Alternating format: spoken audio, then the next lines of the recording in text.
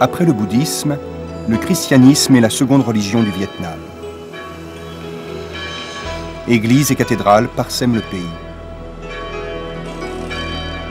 Sans négliger toutefois le culte des ancêtres, que chacun observe à renfort de baguettes d'encens et de superstitions. Saigon, que personne n'appelle Ho Chi Minh Ville, est une ville sensuelle, envoûtante, toujours en fièvre. Difficile même de traverser ses rues. Bien loin des clichés exotiques, elle s'est jetée dans le business. La levée de l'embargo américain a mis le feu aux poudres. Le Vietnam rêve d'être un nouveau tigre.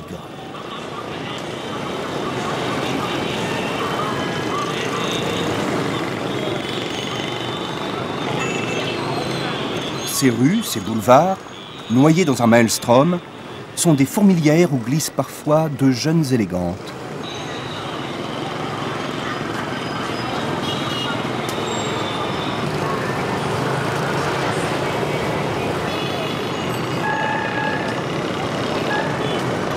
Vestiges de la présence coloniale française. Théâtres, hôtels, avenues larges et plantées. Tous ces bâtiments et ces établissements commerciaux qui donnent à la ville son caractère particulier, son charme désuet, et que le touriste salue. Saigon pleine de grâce. Cholon, le ventre et la marmite de Saigon. L'Asie avec un A majuscule. Jadis ville de l'opium. Cholon, dit le Grand Marché. Autrefois simple faubourg de Saigon, aujourd'hui ville dans la ville. Quartier numéro 5.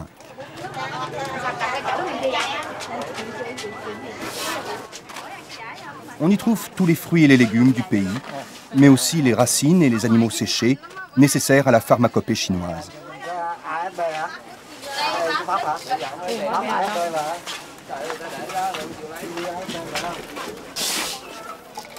Y vivent 500 000 Hoa, Vietnamiens d'origine chinoise, parlant le cantonais. Un pouvoir économique qui dirigerait tout en sous-main, accessoirement aussi bouc émissaire, mais toujours commerçant dans l'âme. À 60 km au sud de Saigon, le delta du Mékong. Un monde à lui tout seul, une république lagunaire et orgueilleuse. Un pays d'eau formé des 9 bras distincts du fleuve Mékong et qui irrigue plus de 40 000 km² de Cochinchine.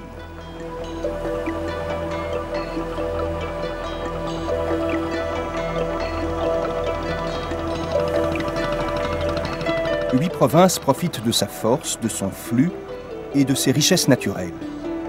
15 millions d'hommes habitent dans cette région bénie des dieux et des dragons, où l'on vit, l'on se nourrit et l'on voyage au plus près de l'eau dans des barques rudimentaires.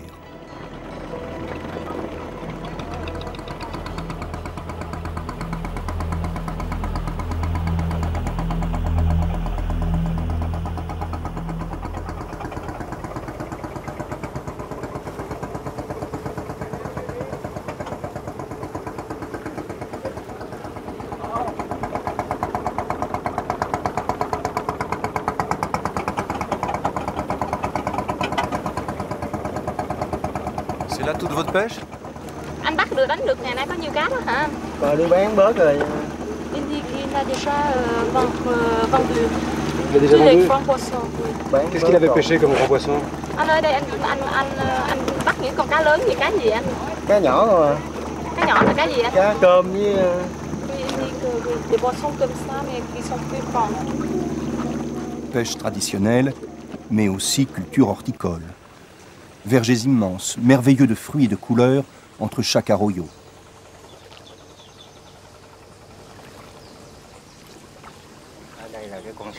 Ici, c'est le cours d'eau principal.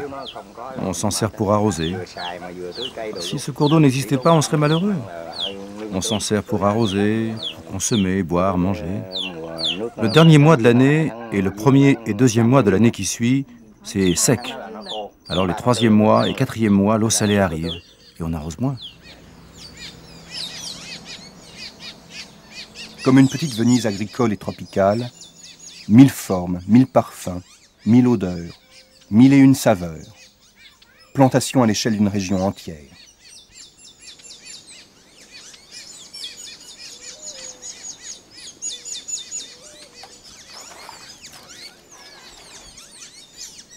Des vergers non pas irrigués, mais abreuvés et nourris par le grand fleuve.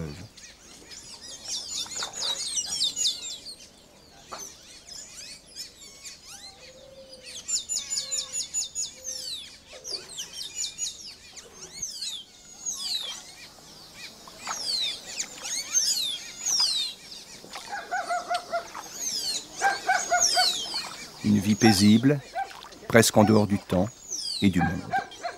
La terre y est facile, hospitalière, nourricière, au rythme des saisons, des moussons, du mûrissement.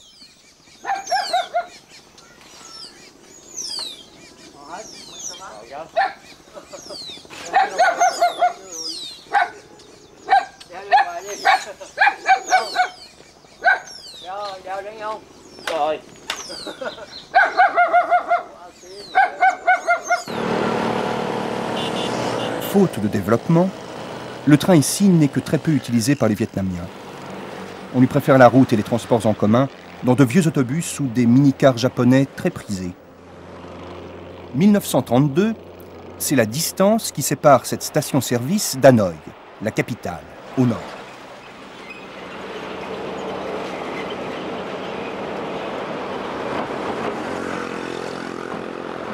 Pause générale. Le Vietnam a du pétrole qu'il exploite au large du Cap Saint-Jacques avec l'aide de techniciens russes. Des compagnies françaises et anglaises sont depuis peu sur les rangs.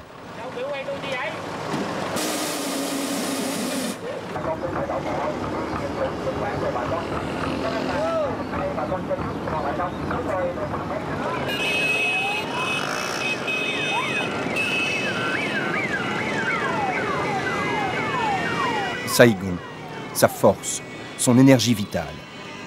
Sa fascination aussi pour le monde américain, pour le modernisme, ses stéréotypes comme ses symboles. Une population qui va croissant. 90 millions d'habitants prévus à l'aube de l'an 2000. 40% de la population a déjà moins de 15 ans.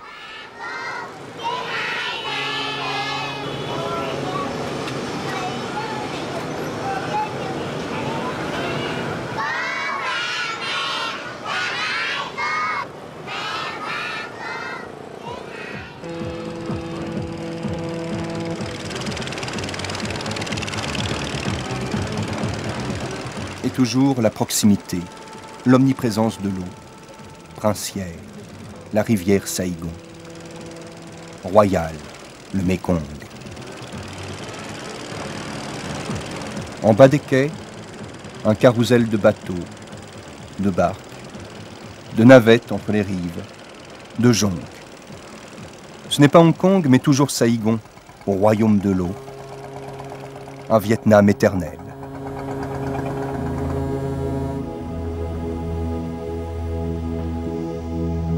En ce moment, nous sommes en train de sortir de la rivière, de Saigon. Donc, le dernier point à 16h43 était là, et donc 3 minutes après, on sort dans le chenal dragué, on vire le phare qui est là, pour donc ensuite faire route sud-sud-est vers le Cap Saint-Jacques, enfin, anciennement le Cap Saint-Jacques, parce que c'est une carte française, et on débarquera le pilote à cet endroit-là, en face de la baie des Cocotiers.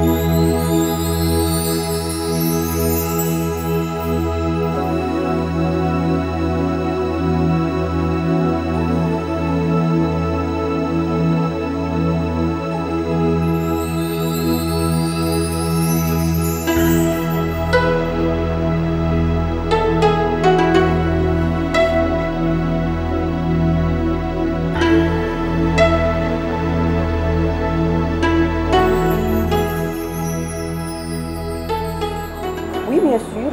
Je vais vous montrer une carte, une image météo reçue par satellite. Donc les satellites météorologiques qui tournent autour de la Terre, qui font route nord-sud. Voilà, on fait cette route-là. Ça c'est le Cochinchine. Et on va à Koh Samui qui est là. Donc on traverse au fait le golfe de Thaïlande.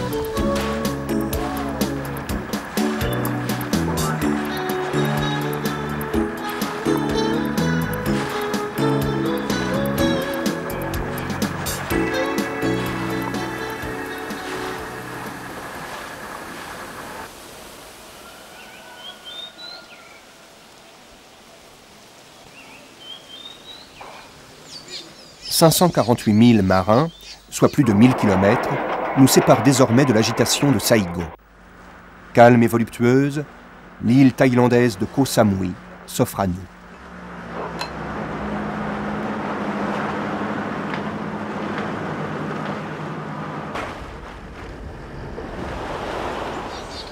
À l'image du reste de la Thaïlande, riche de 24 000 temples et forte de 200 000 bonzes, Koh Samui est une terre bouddhique.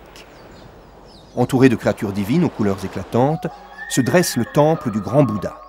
Irradiante de dorure, une statue géante représente Bouddha dans la position dite de l'illumination.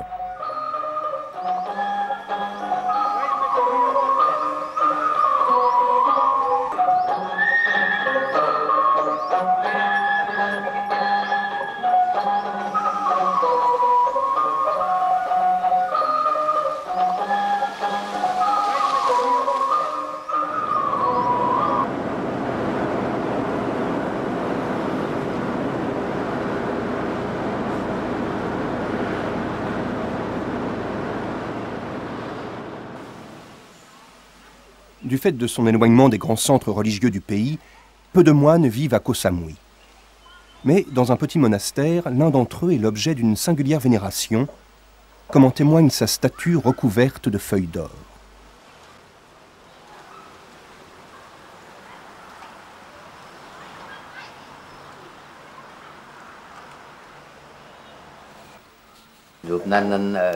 À sa mort, pendant une semaine, les fidèles sont venus en masse pour le voir.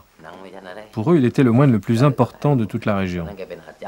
Parmi les gens qui sont venus, il y avait 2 moines qui voulaient suivre son enseignement.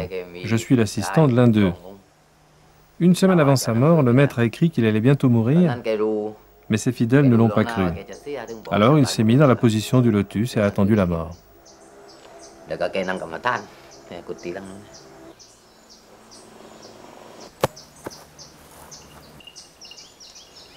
Mais Koh Samui recèle bien d'autres curiosités, comme ces macaques qui travaillent dans les plantations de noix de coco.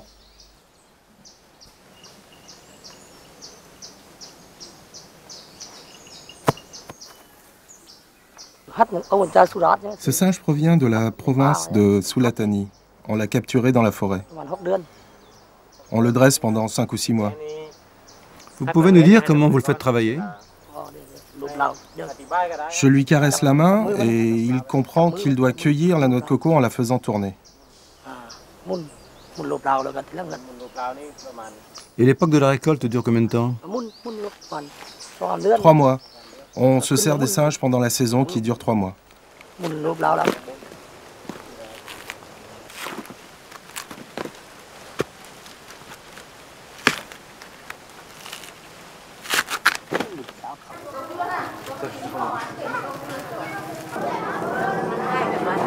essaye de trouver des produits locaux ou des produits qui manquent sur le bateau, comme les mangues aujourd'hui.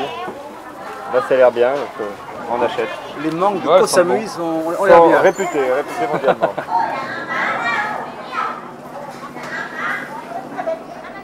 C'est en fait davantage par plaisir et par curiosité que le chef cuisinier et l'économe du bateau, profitant des derniers instants de l'escale, se promènent dans ce petit marché thaï.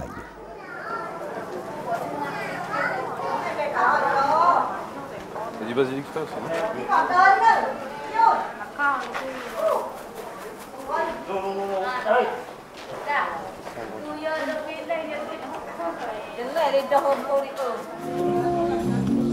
Mais nos deux compères sont vite remontés à bord afin de surveiller la mise en place du grand buffet qui se tient ce soir sur le pont, tandis que le Club Med 2 navigue plein sud en direction de la Malaisie.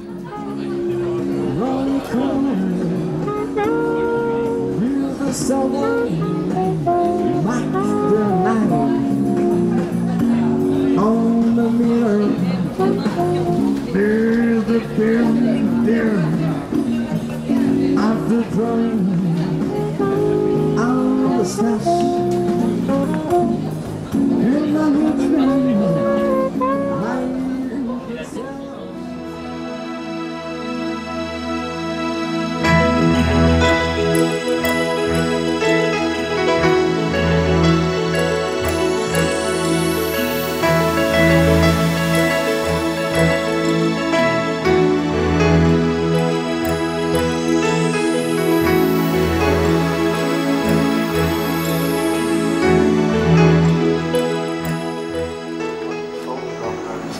fait 32.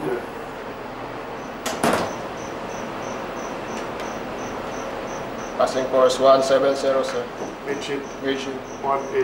180. Du point de vue technologie, c'est extraordinaire. Je veux dire, pour les jeunes, c'est un outil fabuleux.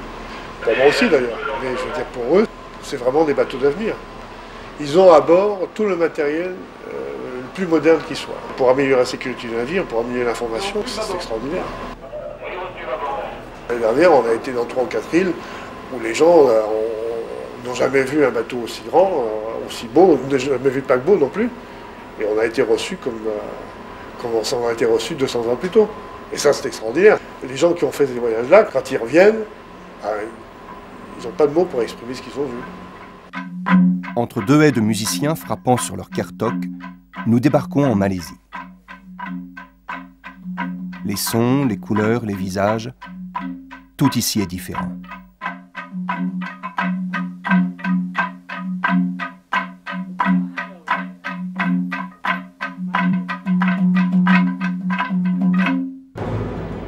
Nous sommes dans la province orientale du Kuantan, la plus malaise et aussi la plus musulmane de toutes les provinces de la Fédération, et nous roulons vers Kota Bharu, la capitale.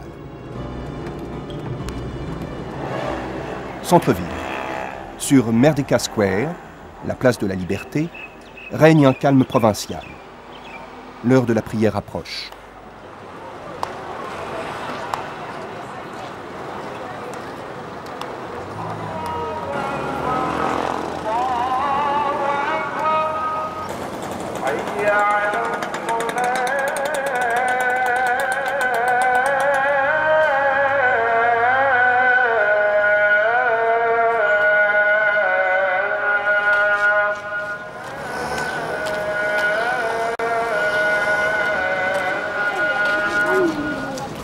Près de la mosquée, de magnifiques palais dressent leurs façades de bois peint et leurs corniches de dentelle dans un harmonieux mariage de formes et de couleurs.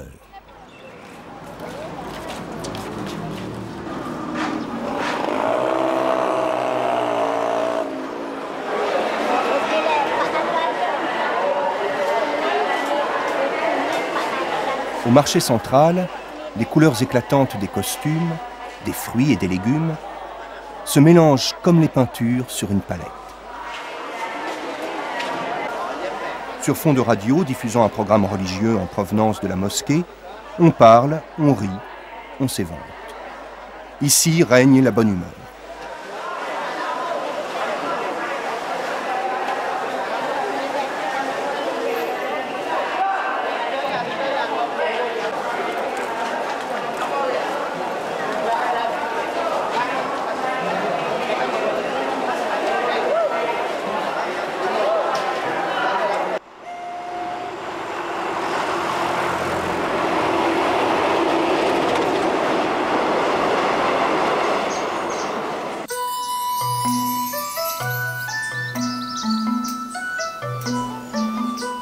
À l'intérieur des terres, quelques monastères maintiennent la tradition bouddhique dans cette région frontalière de la Thaïlande.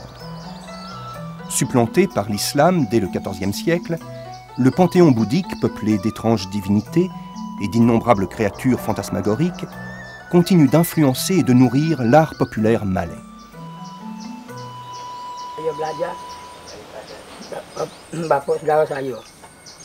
Ce sont mes oncles qui les premiers m'ont appris.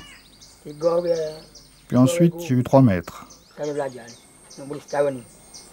Cela fait 30 ans que je construis des cerfs-volants. Avant, je les coupais en suivant le dessin. Maintenant, je les coupe directement, en les imaginant dans ma tête.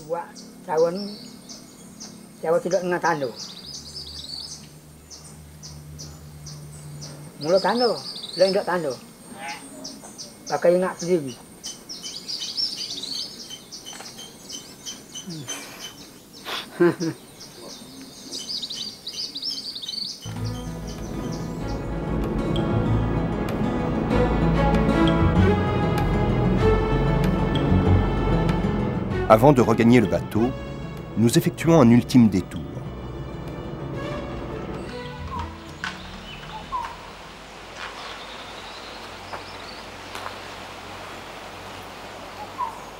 Le vent se lève et de lourds nuages s'amoncellent, menaçants, au-dessus du Wat Potivian, le plus grand Bouddha couché du sud-est asiatique.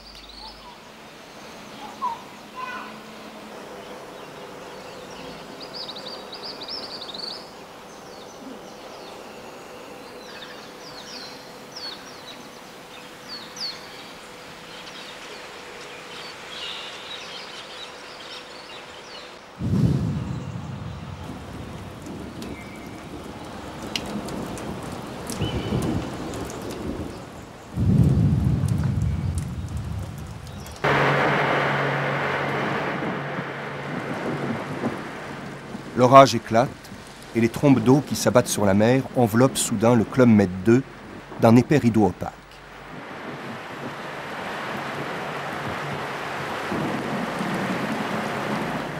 Même en dehors de la période de mousson qui dure ici d'octobre à février, les pluies sont toujours violentes sous les tropiques.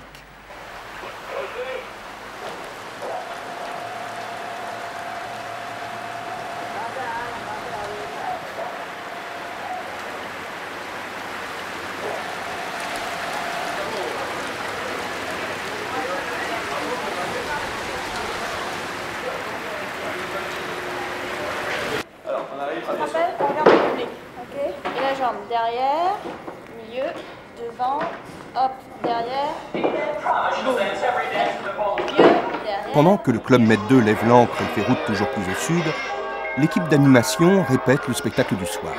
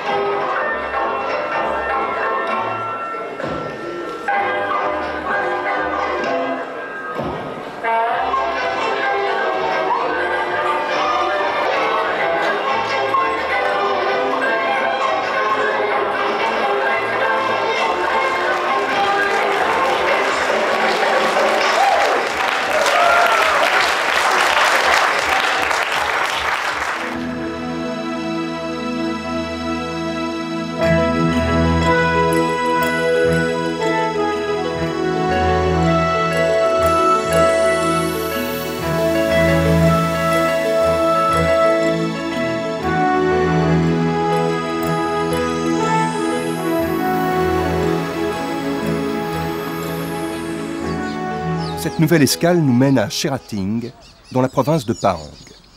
Les résidences et les hôtels qui fleurissent le long de la côte sont construits sur pilotis, comme le veut la coutume, afin de se mettre à l'abri de la mousson.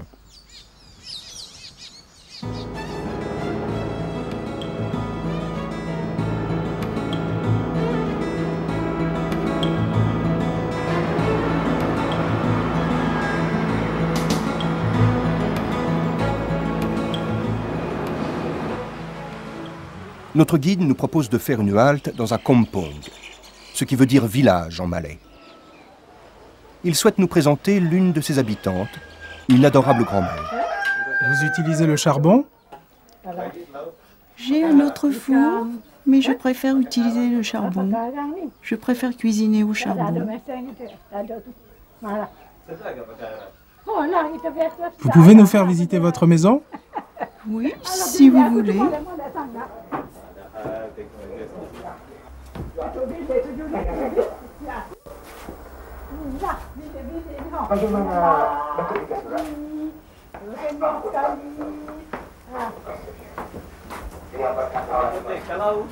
Seriez-vous d'accord pour échanger votre maison contre une autre à Kuantan?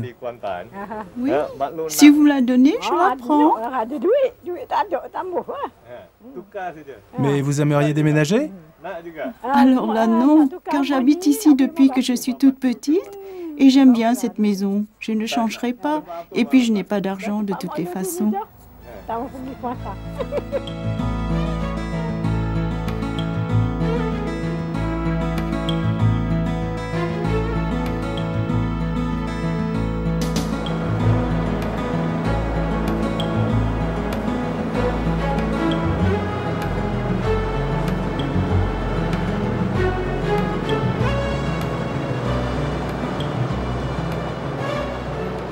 Quittant le kampong, nous croisons sur la route de nombreux camions chargés de bois.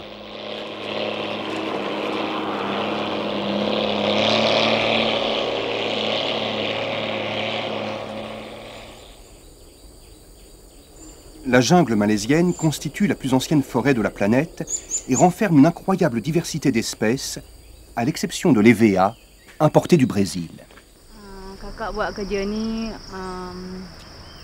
Je travaille ici tous les jours. Il faut bien nourrir sa famille. J'aime bien ce travail. Je l'ai appris toute petite. Il faut 3 jours pour récolter. Le premier jour, on greffe. Les 2e et 3e jours, on laisse reposer.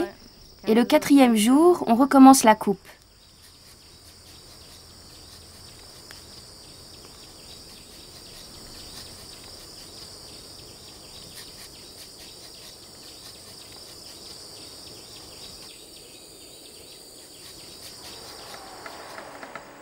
Saignée gigantesque et rectiligne, la route transperce la forêt qui, éclaircie par endroits, laisse la place à d'autres plantations.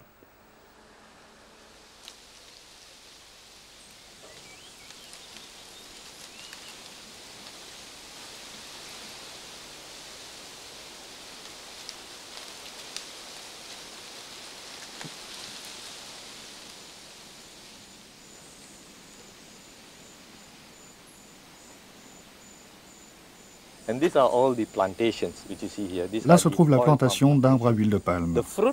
Voici les fruits de cet arbre. Ils sont de couleur noire et deviennent rouge-orange, comme ça.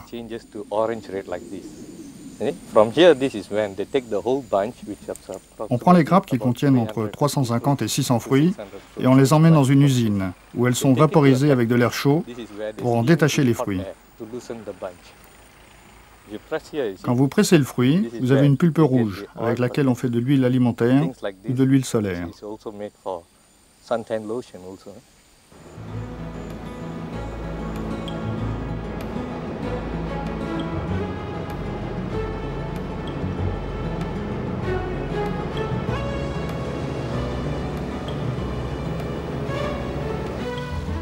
À Becerra, près de Kuantan, les buffles ne travaillent pas dans les rizières.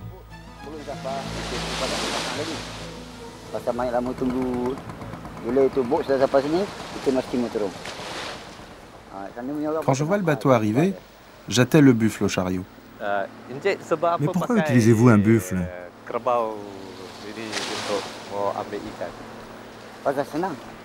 Parce que c'est plus facile à manœuvrer. On peut tirer le chariot et surtout, on peut faire demi-tour plus facilement. Si j'utilisais une voiture, une camionnette, ce serait plus difficile. Et de l'eau pourrait rentrer dans le moteur. Et puis avec un camion, c'est encore plus dur de faire demi-tour.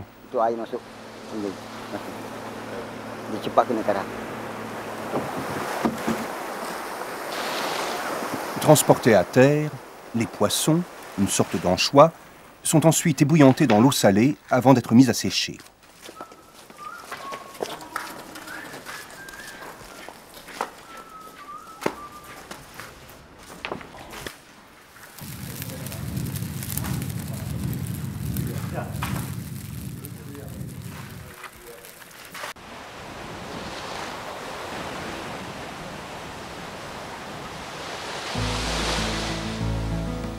De retour à bord, nous surprenons un passager particulièrement attentif. La question que je souhaiterais vous poser, M. Fournier, c'est de savoir comment cette idée de hall nautique est née.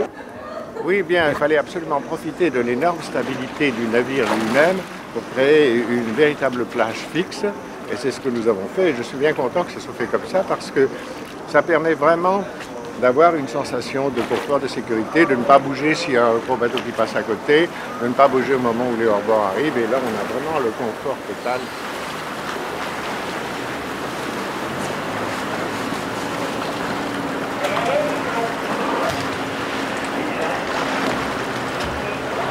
Belle plongée. C'était pas très clair, mais on a vu des tortues, des raies, des murènes. Sympathique.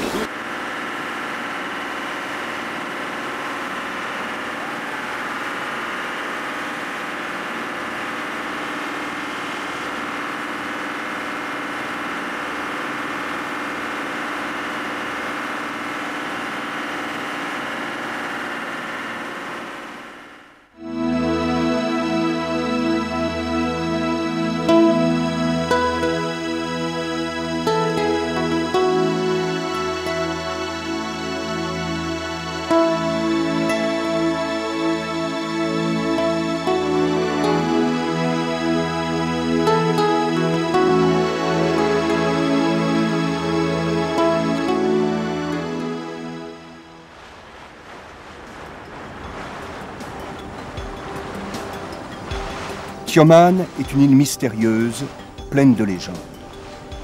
L'une d'elles raconte l'histoire d'un dragon amoureux changé en île. Les deux pics qui dominent Tioman seraient les cornes du dragon.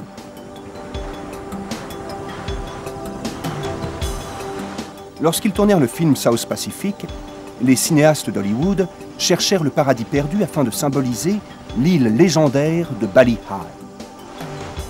Une île ourlée de plages idylliques et où couleraient de fraîches cascades.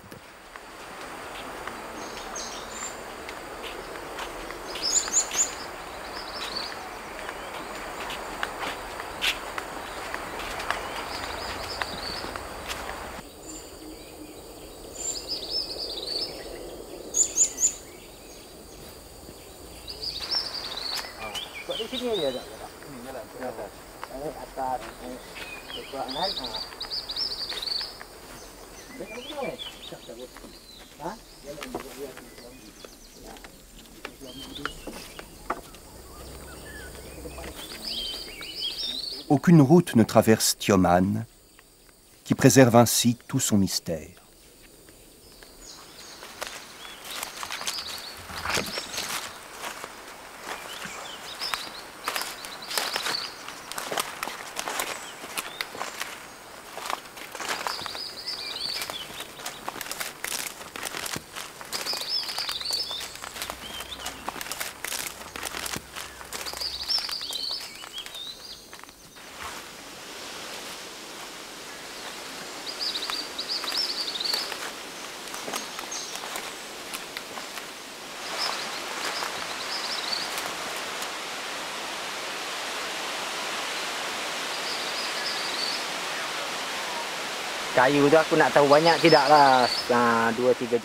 Non, je ne suis pas vraiment un spécialiste de la forêt. Je connais seulement le nom de quelques arbres, comme le méran, le dongdong, le sénéduc. Sur chaque arbre, il y a un écriteau avec son nom. Comme ça, on peut l'identifier et connaître son espèce.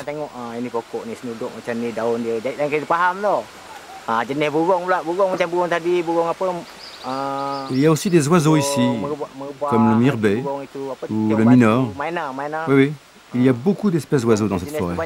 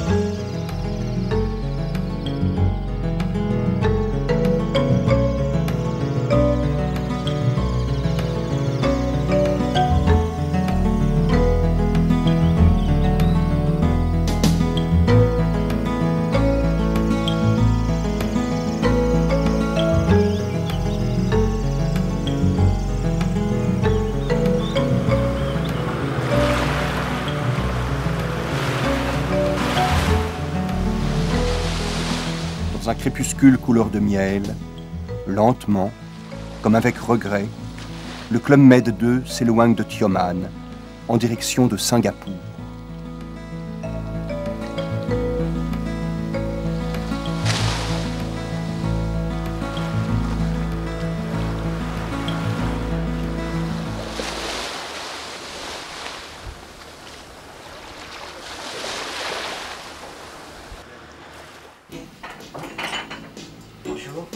Bonjour.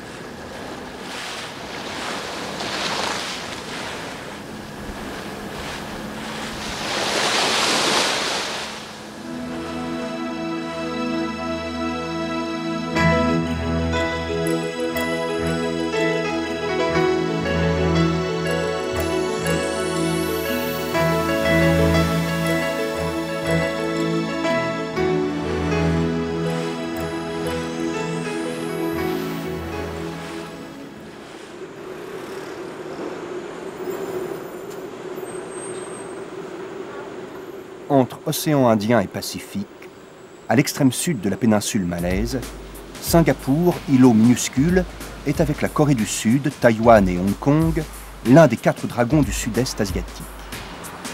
Comparé parfois à la Suisse, Singapour est une cité moderne, puissante et dynamique.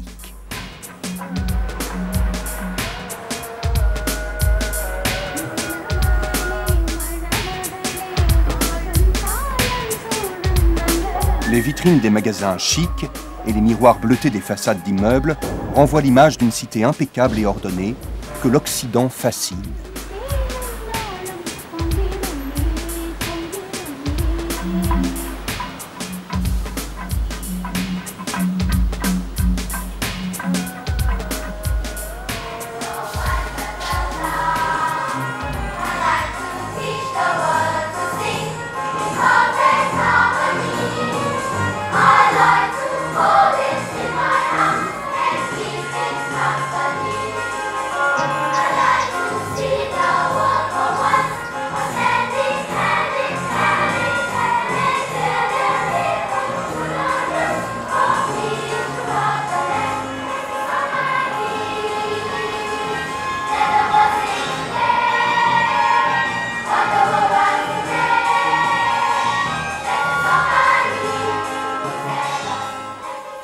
Pourtant, ce qui fait le charme et la vraie richesse de Singapour est ailleurs. C'est la présence côte à côte des communautés chinoises, indiennes, malaises et britanniques.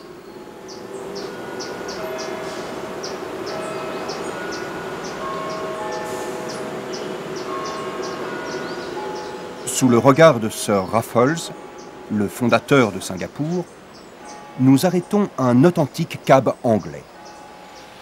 Y a-t-il un moyen plus approprié pour découvrir la ville coloniale?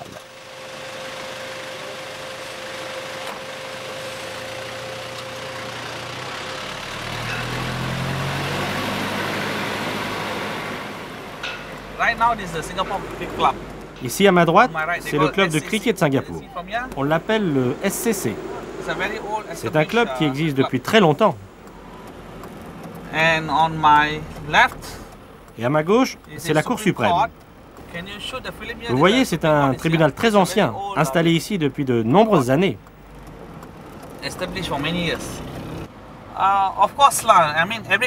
Bien sûr, tous les pays, au fur et à mesure que le temps passe, se développent et se transforment. Donc nous avons l'ancien et le moderne, et tout est mélangé. Il y a des gens qui ne voulaient plus qu'on modernise. Alors maintenant, il y a des lois pour protéger les anciens immeubles. On construit toujours de nouveaux immeubles, mais on préserve aussi les anciens. Alors les vieilles constructions sont toujours là. On ne les a pas détruites. Oui, ici, les Hindous, les Chinois et les Malais sont les plus nombreux. Ils vivent tous ensemble? Oui, à l'exception des hommes d'affaires étrangers qui vivent dans les quartiers plus chers. Ces immeubles-là sont plutôt pour les locaux, les Singapouriens.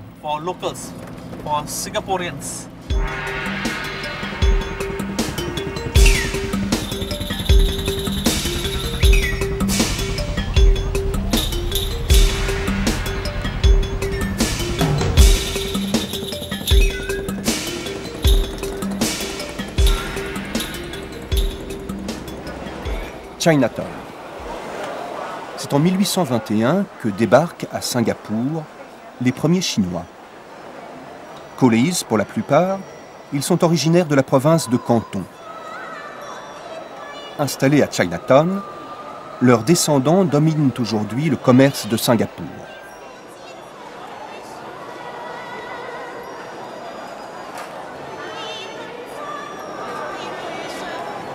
Habiles hommes d'affaires, ils n'oublient cependant pas leurs origines et célèbrent, au temple de la Dame Céleste, la déesse de la mer qui protégea le voyage en jonque de leurs ancêtres.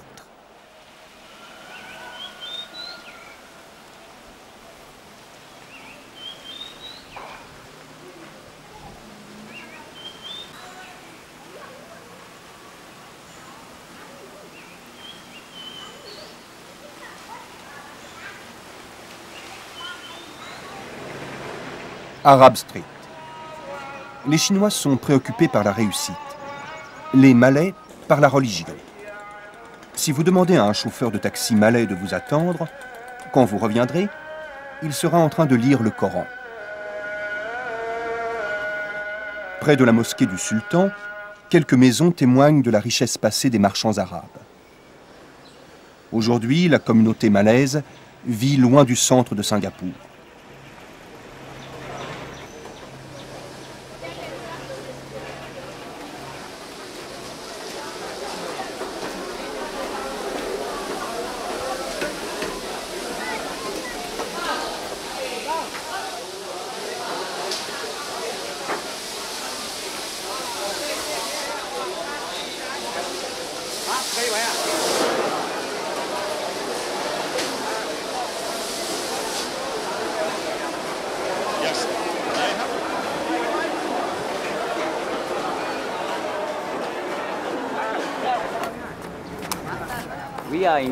Nous sommes à Galanserai, dans la partie est de Singapour. Ces garçons derrière moi disputent une partie de sepak takraw. À l'origine, on trouvait ce jeu dans beaucoup de pays de l'Asie du Sud-Est, de l'Asie tout court en fait.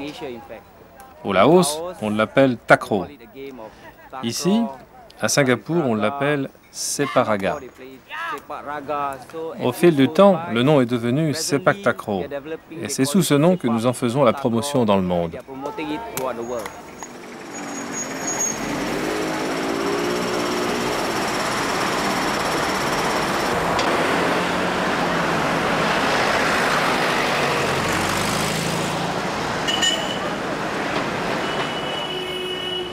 Little India.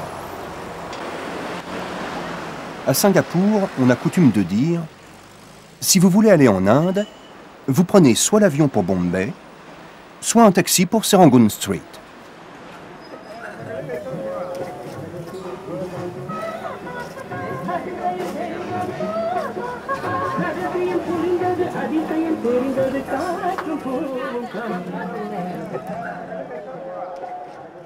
Vache sacrée grandeur nature, étrange personnage issu du panthéon hindouiste, nous sommes, au Sri Mariamman, les spectateurs privilégiés et silencieux d'un magnifique mariage.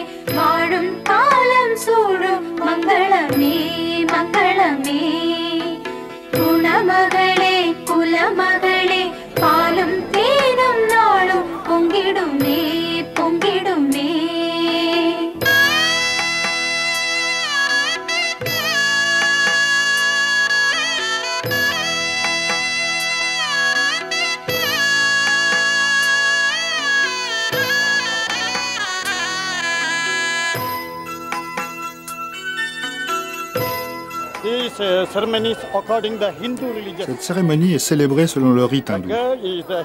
La mariée est hindoue, vous voyez, le marié est chinois. À Singapour, il n'y a pas de différence entre les religions. Si un hindou veut marier une chinoise, il le peut. Si un hindou veut se marier avec quelqu'un d'une autre religion, il peut le faire. À Singapour, il n'y a pas de différence entre les religions.